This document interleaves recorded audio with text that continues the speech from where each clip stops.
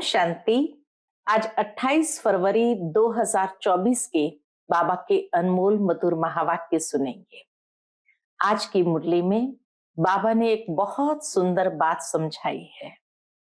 क्योंकि शिव जयंती नजदीक है तो इसीलिए बाबा कहे सारी दुनिया के मनुष्य आत्माओं को यह सिद्ध कर बताना है कि शिव जयंती से ही गीता जयंती होती है और गीता जयंती से ही श्री कृष्ण जयंती होती है। तो बाबा कहे गीता को भी तुम बच्चों को सिद्ध करना है। दूसरी सूक्ष्म बात जो आज बाबा ने स्पष्ट की है कि बाबा भी इस संसार में आते हैं और धर्म स्थापक की आत्माएं भी इस संसार में आती है।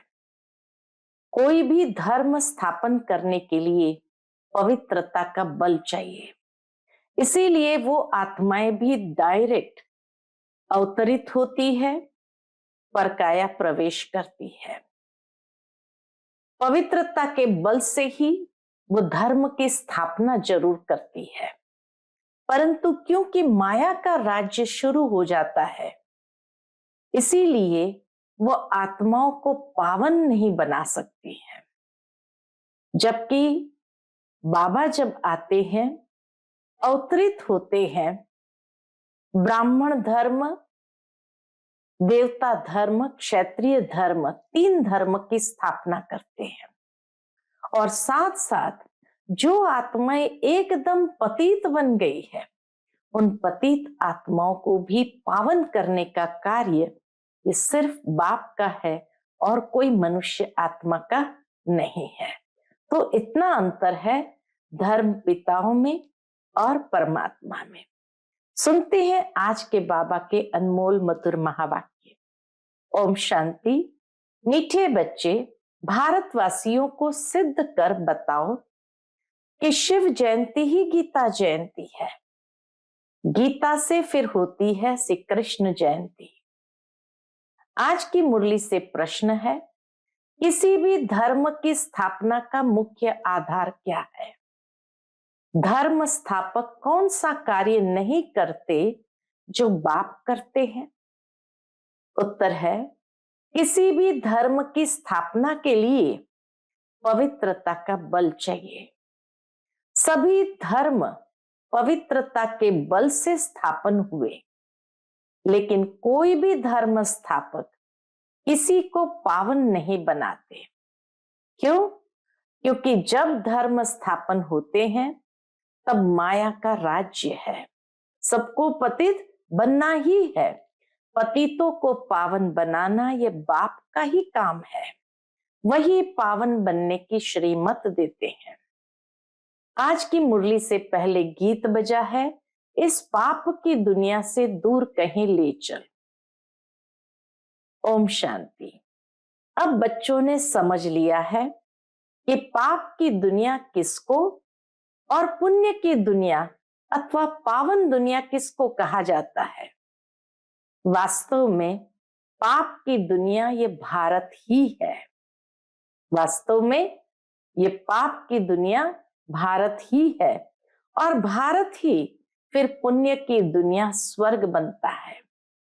भारत ही बहिष्ट था, भारत ही दोजक बना है। क्यों दोजक बना है? क्योंकि काम चिता पर जलते रहते हैं। वहां काम चिता पर कोई जलता नहीं, वहां काम चिता ही नहीं। बाबा कहे वहां काम चिता है ही नहीं। ऐसे भी नहीं कहेंगे कि सतयुग में काम चिता है, नहीं। ये समझने की बातें है ना। भारत द्वापर के बाद काम चिता पर जलने लगा, सतयुग में तो काम चिता है ही नहीं। ऐसे नहीं कहेंगे कि सतयुग में भी काम चिता है। बाबा कहे ये सब बातें समझने की है। पहले पहले प्रश्न उठता है, भारत जो पतित दुखी है, सो वही भारत पावन सुखी था जरूर। कहते भी है आदि सनातन हिंदू धर्म था। अब आदि सनातन किसको कहा जाता है? आदि माना क्या? बाबा कहे आदि माना क्या और सनातन माना क्या? आदि माना सतयुग, तो सतयुग में कौन थे यह तो सबको मालूम है कि लक्ष्मी नारायण थे। जरूर वे भी किसकी संतान होंगे जो फिर सतयुग के मालिक बने। किसी की तो संतान होंगे, फिर वो सतयुग के मालिक बने। सतयुग स्थापन करने वाला था परम पिता परमात्मा, उनकी संतान थे, परंतु इस समय अपने को उनकी संतान नहीं समझते। अगर संतान समझते तो बाप को जानते, लेकिन नहीं जानते हैं। बाप को तो जानते ही नहीं। अब हिंदू धर्म तो गीता में है नहीं, कहीं पर भी हिंदू शब्द आता ही नहीं। गीता में तो भारत नाम पड़ा है, वह कहलाते हैं हिंदू महासभा। भारत में कुछ लोग हिंदू महासभा के अपने आप को कहलाते हैं। अब श्रीमद् भगवत गीता है सर्वशास्त्रमय शिरोमणि। गीता जयंती भी मनाई जाती है, शिव जयंती भी मनाई जाती है। अब शिव जयंती कब हुई है यह भी मालूम होना चाहिए। फिर है श्री कृष्ण जयंती। अभी तुम बच्चे जान चुके हो कि शिव जयंती के बाद है गीता जयंती। गीता जयंती के बाद है श्री कृष्ण जयंती।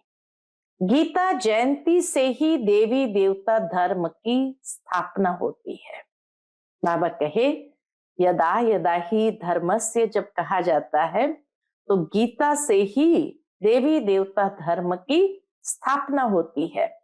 फिर गीता जयंती के साथ महाभारत का भी कनेक्शन है। उसमें फिर आती है युद्ध की बातें। प्रैक्टिकल में भी युद्ध हुआ तो इसीलिए उसके साथ आती है युद्ध की बातें। दिखाते हैं युद्ध के मैदान में 3 सेनाएं थी, यादव, कौरव और पांडव दिखाते हैं। यादव मुसल निकालते हैं, वहां शराब पिया और मुसल निकाले। तुम जानते हो अभी बरोबर मुसल भी निकल रहे हैं। वह भी अपने कुल का विनाश करने एक दूसरे को धमकी दे रहे हैं। सब क्रिश्चियन लोग हैं, वही यूरोपवासी यादव ठहरे। तो एक है उन्हों की सभा, यादवों की सभा, उनका विनाश हुआ, आपस में लड़ मरे। उसमें सारा यूरोप आ गया, उसमें इस्लामी, बौद्धि, क्रिश्चियन सब आ जाते हैं। यहां फिर है कौरव और पांडव। भारत में है कौरव और पांडव। कौरव भी विनाश को प्राप्त हुए और विजयी पांडवों की हुई। अब प्रश्न उठता है गीता का भगवान कौन? बाबा कहे अब प्रश्न उठता है गीता का भगवान कौन? जिसने सहज योग और सहज ज्ञान सिखलाकर राजाओं का राजा बनाया अथवा पावन दुनिया स्थापन की। क्या श्री कृष्ण आया? पूछते हैं बाबा, क्या श्री कृष्ण आया? कौरव तो कलयुग में थे, कौरव पांडवों के समय श्री कृष्ण कैसे आ सकता? श्री कृष्ण जयंती मनाते हैं। सतयुग आदि में 16 कला, श्री कृष्ण के बाद फिर त्रेता में 14 कला राम की। श्री कृष्ण तो प्रिंस का भी प्रिंस है। श्री कृष्ण तो प्रिंस का भी प्रिंस है। विकारी प्रिंस लोग श्री कृष्ण को पूजते हैं, इसलिए कहा जो विकारी प्रिंस है उनका भी प्रिंस है, क्योंकि जानते हैं वह सतयुग का 16 कला संपूर्ण प्रिंस था। हम विकारी है, जरूर प्रिंस लोग भी ऐसे कहेंगे ना। अब फिर शिव जयंती भी है, मंदिर भी बड़े से बड़ा उनका ही बना हुआ है। वह है निराकार शिव का मंदिर, उनको ही परमपिता परमात्मा कहेंगे। ब्रह्मा विष्णु शंकर भी देवता ही ठहरे। शिव जयंती भी भारत में ही मनाई जाती है। अब देखो, शिव जयंती आने वाली है, सिद्ध कर समझाना है। शिव को ही कहा जाता है ज्ञान का सागर, अर्थात सृष्टि को पावन करने वाला परमपिता परमात्मा। गांधी भी गाते थे, श्री कृष्ण का नाम नहीं लेते थे, गाते थे पतित पावन सीताराम। तो बाबा कहे श्री कृष्ण का नाम नहीं लेते थे। अब प्रश्न उठता है कि शिव जयंती सो गीता जयंती या श्री कृष्ण जयंती सो गीता जयंती।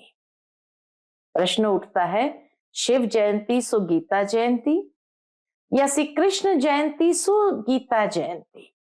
अब श्री कृष्ण जयंती तो सतयुग में कहेंगे। शिव की जयंती कब हुई थी किसको पता नहीं। शिव तो है निराकार परमपिता परमात्मा, उसने सृष्टि रची संगम पर। सतयुग में था श्री कृष्ण का राज्य, तो जरूर पहले शिव जयंती होगी। बच्चे जो ब्राह्मण कुलभूषण सर्विस में तत्पर रहते हैं, उन्हों को ये बातें बुद्धि में लानी है कि भारतवासियों को कैसे सिद्ध कर बताए कि शिव जयंती सो गीता जयंती, फिर गीता से होती है श्री कृष्ण जयंती अथवा राजाओं के राजा की जयंती। श्री कृष्ण फिर नारायण बनते, अर्थात राजाओं के राजा की जयंती। श्री कृष्ण है पावन दुनिया का राजा, वहां तो है राजाई। वहां श्री कृष्ण ने जन्म लेकर गीता तो गाई नहीं, और सतयुग में महाभारत लड़ाई आदि तो हो नहीं सकती, वह जरूर संगम पर हुई होगी।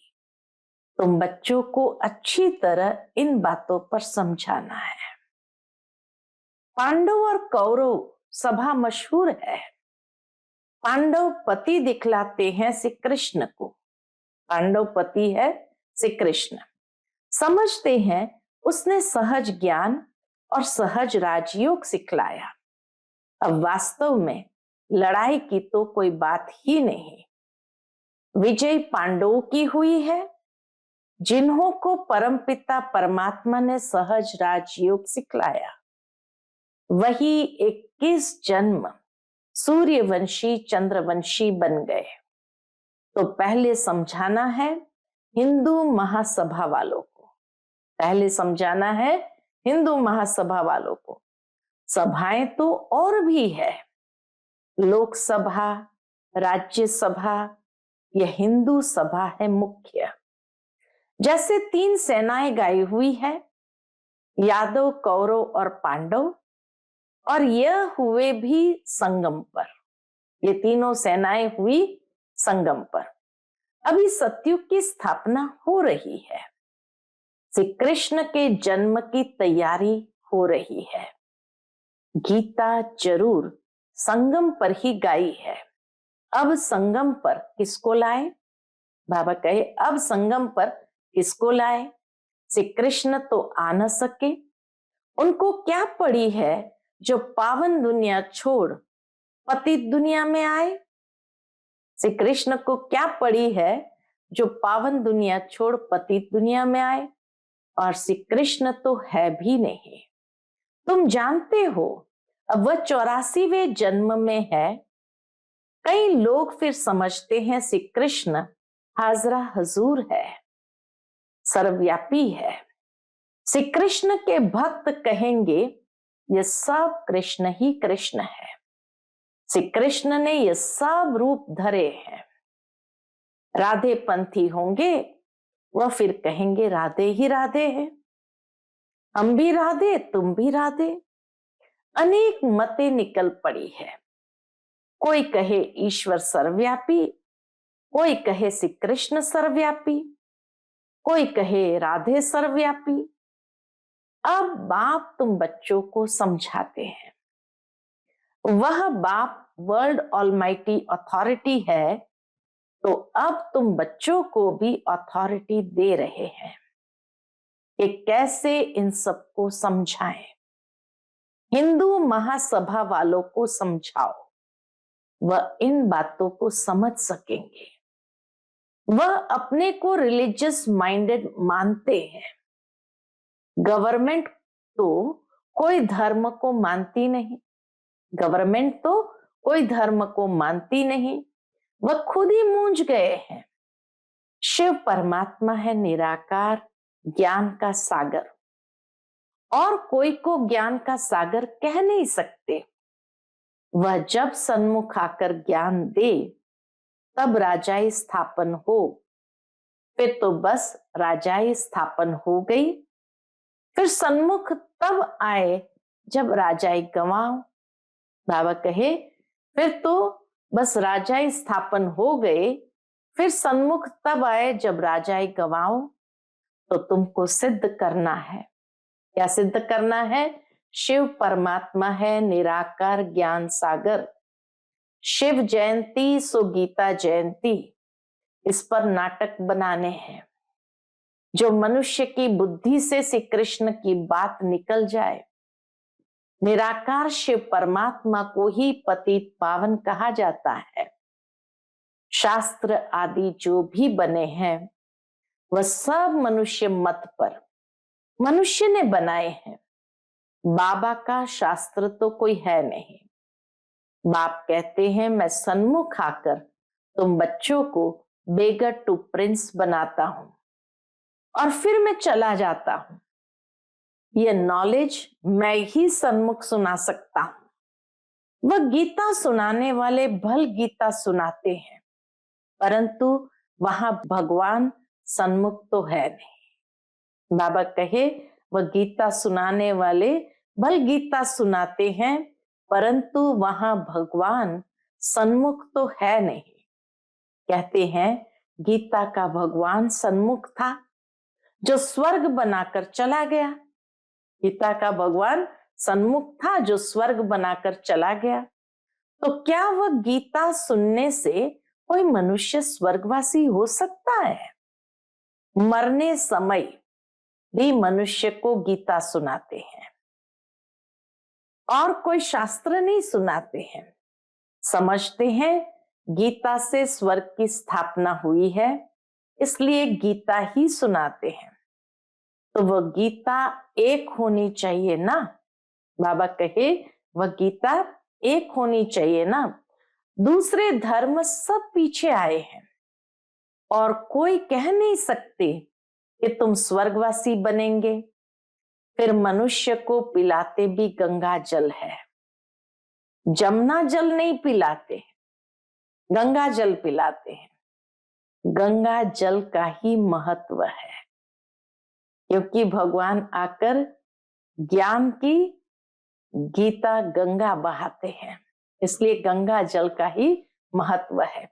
बहुत वैष्णव लोग जाते हैं, मटके भर कर ले आते हैं, फिर उनमें से बूंद बूंद डालकर पीते रहते हैं कि सब रोग मिट जाए।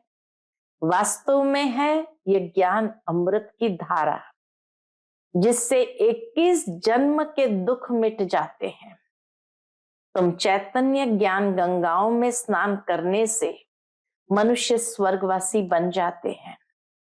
बाबा कहे तुम चैतन्य ज्ञान गंगाओं में स्नान करने से ही मनुष्य स्वर्गवासी बन जाते हैं। तो जरूर पिछाड़ी में ज्ञान गंगाएं निकली होगी। वो पानी की नदियां तो है ही है, ऐसे थोड़ी कोई पानी पीने से देवता बन जाएंगे। यहाँ कोई थोड़ा ही ज्ञान सुनते हैं तो स्वर्ग के हकदार बन जाते हैं। यह है ज्ञान के सागर शिव बाबा की ज्ञान गंगाएं। ज्ञान सागर गीता ज्ञान दाता एक शिव है, श्री कृष्ण नहीं है। सतयुग में पतित कोई होता नहीं जिसको ज्ञान दे। यह सब बातें भगवान बैठ समझाते हैं। हे अर्जुन व हे संजय, हे अर्जुन व हे संजय नाम मशहूर हो गया है। लिखने में बहुत तीखा है, निमित्त बना हुआ है। संजय माना जगदीश भाई की बात बाबा करते क्योंकि जगदीश भाई को ये संजय कहते थे, तो बाबा कहे लिखने में बहुत तीखा है, निमित्त बना हुआ है। अब शिव जयंती आती है तो उस पर बड़े बड़े अक्षरों में लिखना है। शिव हो गया निराकार, उनको ज्ञान सागर ब्लिसफुल कहा जाता है। श्री कृष्ण को नॉलेजफुल ब्लिसफुल नहीं कहेंगे। शिव परमात्मा ही नॉलेज देते हैं, रहम करते हैं। नॉलेज ही रहम है। मास्टर रहम कर पढ़ाते हैं। स्कूल में भी मास्टर रहम कर पढ़ाते हैं तो बैरिस्टर, इंजीनियर आदि बन जाते हैं। सतयुग में ब्लिस की दरकार नहीं। तो पहले पहले सिद्ध करना है कि निराकार ज्ञान सागर शिव जयंती सो गीता जयंती व सतयुगी साकार श्री कृष्ण जयंती सो गीता जयंती। दोनों को अच्छे से लिखो कि निराकार ज्ञान सागर शिव जयंती सो गीता जयंती व सतयुगी साकार श्री कृष्ण जयंती सो गीता जयंती। यह है तुम बच्चों को सिद्ध करना। तुम जानते हो जो भी पैगंबर आदि आते हैं वह पावन नहीं बनाते। द्वापर में माया का राज्य होने से सब पतित हो जाते हैं। फिर जब तंग होते हैं तो चाहते हैं हम जाएं, मोक्ष मिल जाए। जो धर्म स्थापन करते हैं वही फिर वृद्धि को पाते हैं। पवित्रता के बल से धर्म स्थापन करते हैं, फिर अपवित्र बनना ही है। पवित्रता के बल से धर्म स्थापन करते हैं, फिर अपवित्र बनना ही है। मुख्य है 4 धर्म, इनसे ही वृद्धि होती है, टाल टालियां निकलती है। शिव जयंती गीता जयंती सिद्ध होने से और सब शास्त्र उड़ जाएंगे, क्योंकि वह है मनुष्य के बनाए हुए। वास्तव में भारत का शास्त्र एक ही गीता है। मोस्ट बिलवेड बाप कितना सहज कर समझाते हैं। उनकी श्रेष्ठ ते श्रेष्ठ मत है। अब तुमको यह सिद्ध करना है कि निराकार ज्ञान सागर जयंती सो गीता जयंती या सतयुगी साकार श्री कृष्ण जयंती सो गीता जयंती। इसके लिए बड़ी कॉन्फ्रेंस बुलानी पड़े। यह बात सिद्ध हो जाए, बाबा कहे यह बात सिद्ध हो जाए तो फिर सब पंडित तुमसे आकर ये लक्ष्य लेंगे। शिव जयंती पर कुछ तो करना है ना। बाबा बच्चों को लक्ष्य देते हैं कि शिव जयंती पर कुछ तो करना है ना। हिंदू महासभा वालों को समझाओ, उनकी बड़ी संस्था है। सतयुग में है आदि सनातन देवी देवता धर्म, बाकी सभा आदि कोई नहीं। सभाएं हैं संगम पर। पहले पहले तो सिद्ध करना है कि वास्तव में आदि सनातन सभा है ये ब्राह्मणों की, पांडवों की। पांडवों ने ही विजय पाई जो फिर स्वर्गवासी हुए। अभी तो कोई भी आदि सनातन देवी देवताओं की सभा कह न सके। देवताओं की सभा नहीं कहेंगे, वह है सोवेंटी। कल्प के संगम पर यह सभाएं थी। उनमें एक थी पांडव सभा, जिसको आदि सनातन ब्राह्मणों की सभा कहेंगे। ये कोई नहीं जानते। श्री कृष्ण के नाम से ब्राह्मण है नहीं। ब्राह्मणों की चोटी ब्रह्मा के नाम से है। ब्रह्मा के नाम से तुम ब्राह्मण सभा कहेंगे। ये बातें समझाने वाला भी बुद्धिमान चाहिए। इसमें ज्ञान की पराकाष्ठा चाहिए। निराकार शिव ही गीता ज्ञान दाता, दिव्य चक्षु विधाता है। ये सब धारण कर फिर कॉन्फ्रेंस बुलाते हैं। जो समझते हैं हम सिद्ध कर बता सकेंगे, उनको आपस में मिलना चाहिए।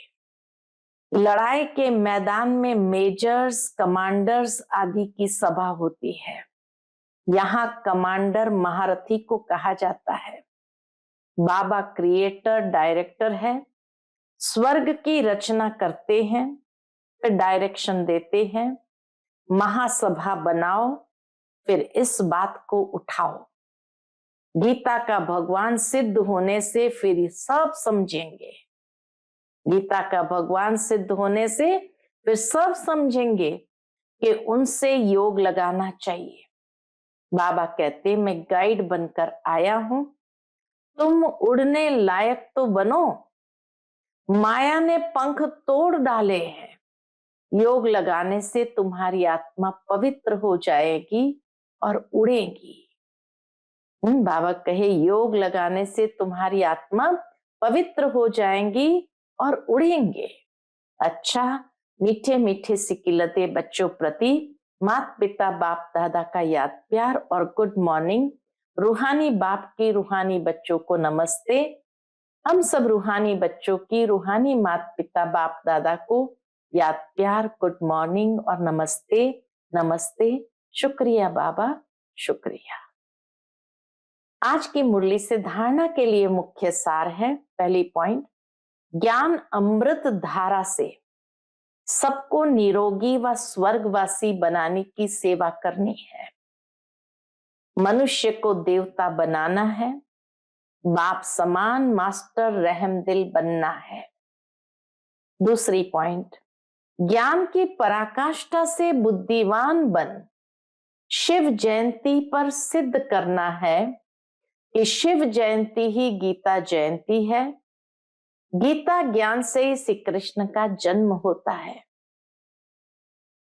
आज का बाप दादा का मधुर वरदान हम बच्चों के प्रति है, दिनचर्या के हर कर्म में यथार्थ और युक्ति युक्त चलने वाले पूज्य पवित्र आत्मा भव। दिनचर्या के हर कर्म में यथार्थ और युक्ति युक्त चलने वाले पूज्य पवित्र आत्मा भव। पूज्य पवित्र आत्मा की निशानी है उनका हर संकल्प, बोल, कर्म और स्वप्न यथार्थ अर्थात युक्ति युक्त होगा।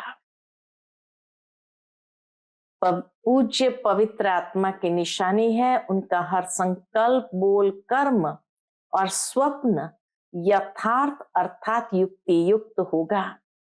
हर संकल्प में अर्थ होगा। ऐसे नहीं कि ऐसे ही बोल दिया, निकल गया, कर लिया, हो गया।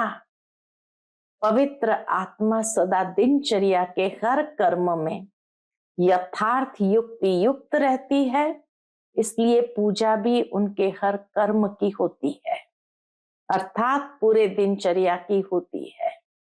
उठने से लेकर सोने तक भिन्न भिन्न कर्म के दर्शन होते हैं। आज का स्लोगन है, सूर्यवंशी बनना है तो सदा विजयी और एक रस स्थिति बनाओ।